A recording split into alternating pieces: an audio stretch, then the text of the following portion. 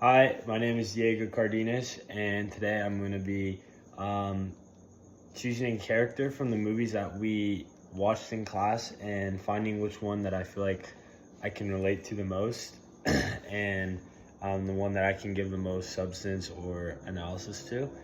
And the character that I think that would be the best for me is kind of hard to choose between just one person, but I would probably have to say Goran from the platform, just because you kind of see how he's able to start with a very unknowledgeable position and take on a lot of factors dealing with leadership, curiosity, and not knowing what to do in a very intense situation in the platform.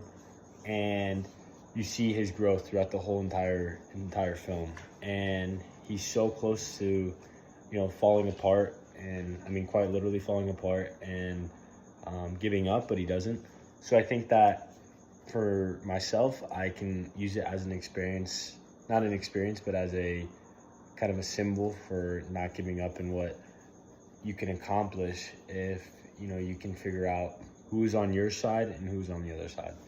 And he doesn't let the level he's on determine kind of the outlook that he's going to have on after. He's more thinking about what impact can I make to the other people in the platform during his time right then and there, versus how can I only impact myself. So he's thinking about the grand scheme of the whole platform, which leads into the platform too, obviously. And so you see how his ideology of distributing of the distribution of food, which he takes from one of the other characters in the film, and how he judges that and how he thinks what can be the message. And I just think it was remarkable how he was able to figure out that the child in the movie is the strongest message that anyone can see, and he didn't just use maybe a piece of food or a dog or some sort of other symbol. He used a child because that is what would grab the attention of someone who might be thinking of violence or some malicious activity. So in his mind, I think he did everything he could, and honestly, from the outside perspective, he was able to adapt to every single challenge, which I just found really, really interesting. And I think that in a perfect world you could relate to him, but obviously it's not. But moving on to the platform too, it carries over, I would say, a lot, but it also, as we saw, it changes.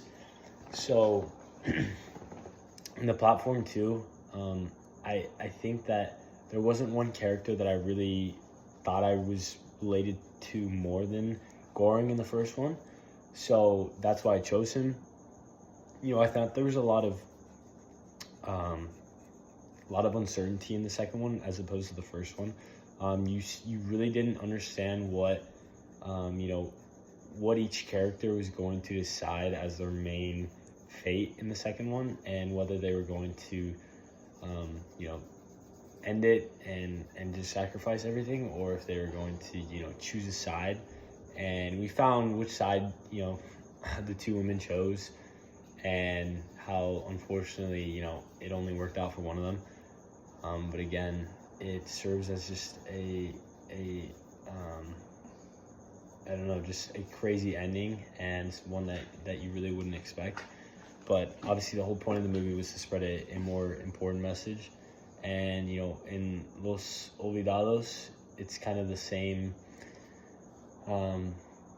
factors, where it's not what is black and white on the film, what is clear cut. It's the message that you're getting from how can a little boy how can he adapt to the situation he's being given, and go against the factors that are put in place to go not forcibly against him, but things out of his control, similar to the platform. So yeah, that's what I thought about the movies and the character that I relate to.